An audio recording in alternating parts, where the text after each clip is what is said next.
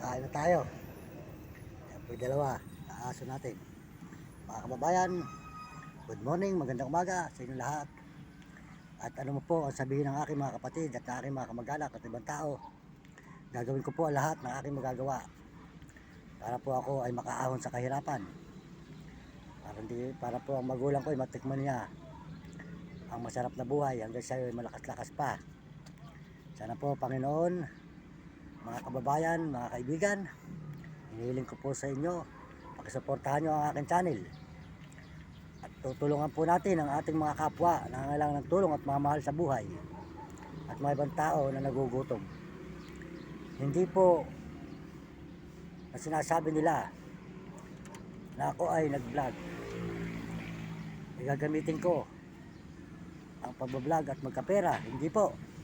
Ginagawa natin ang lahat para tayo po ay makaahon sa kahirapan at makatulong sa kapwa natin na nangangailangan ng tulong.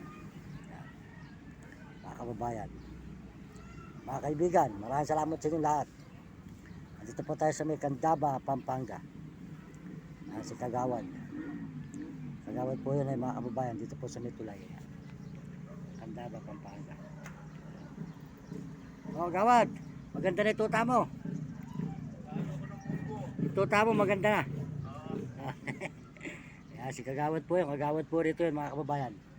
Mabait po ang tao rito mga kababayan. Kaya po ngayon, ang mangyayari po, ito po, tayo na stroke. Yan.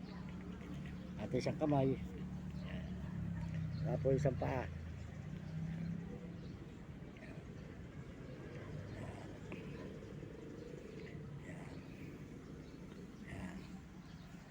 Kahit po tayo na-stroke, live lang po ito, hindi naman daw po ito malala pa.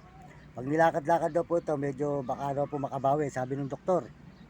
Kaya mga kababayan, kahit po ako ay umiika-ika, ginagawa ko po ito. Ang pagtulong sa mga kapwa na nangangailangan ng tulong at mga kamag-anak natin at mga mahal sa buhay. Kaya po gagawin ko ang lahat ng aking makakayanan kahit po okay, puro lakad na naman tayo. Kahit po tayo nagkaganito na na-stroke, tuloy-tuloy po tayo sa paglakad. Ayan po, ayan. Ito sa kamay natin ito po mga kababayan. Ayan.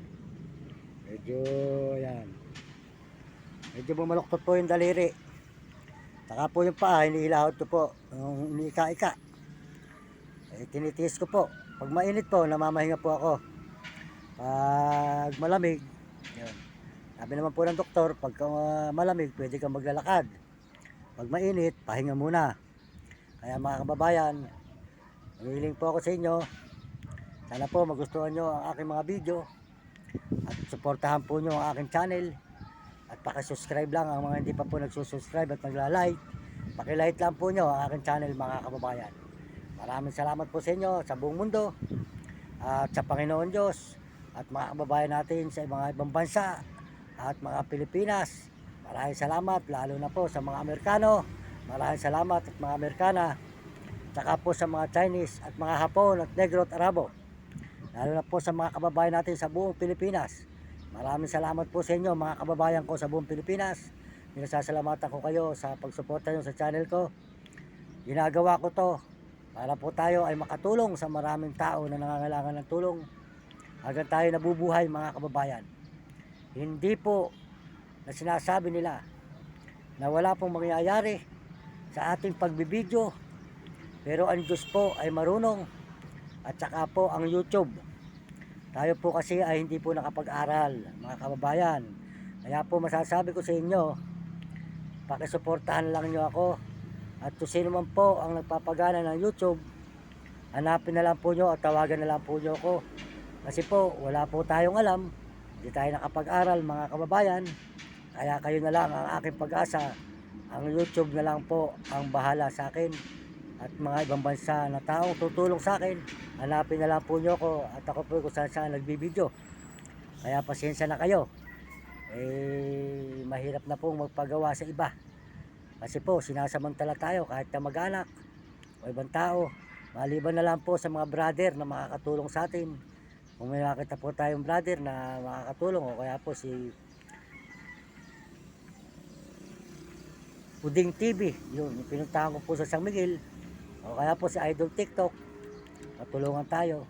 Sana po matulungan tayo ng brother para po nung tayo ay kung meron po tayong pagpapala ay malaan po natin. Kasi po tayo hindi marunong kung paano ang gagawin. Pero nakakuha na po ako ng BRR at saka po certificate, saka po Voters ID at PhilHealth, saka po postal. Yun po ang ating mga ID. Sabi po, kailangan daw pong ID. Hindi naman po natin alam kung paano gagawin natin. Wala pa po ako makita ng tao na makatulong sa atin. Sana po, hulugan ako ng Diyos na tao na tapat at hindi po nasisilaw. Natutulungan po tayo mga kababayan ng brother na mabait na tutulong sa atin. Kaya po dala-dala ko rito ang mga requirements. Nakuha ko. Ang depresa po kasi na-stroke tayo. Kaya ito po, pasensya na kayo at kung ngayon ako nakakapag-live, gawa po nung nakakapag-video, meron din po akong 14 na araw na higa, mga kababayan. Mahigit 2 linggo na nahiga po sa stroke ko nito. Yan. Yan mga kababayan. Yan. Yan. Ayos po itong paa. Yan. Yan. Po naging damage. Yan.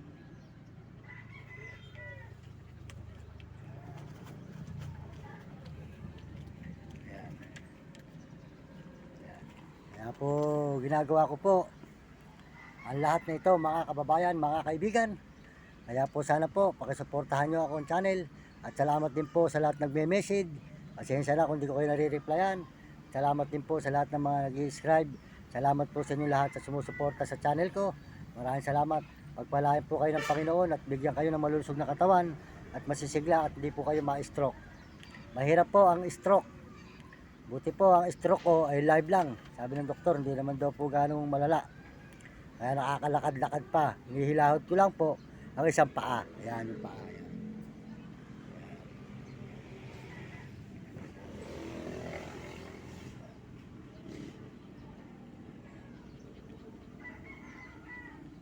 May paa yan.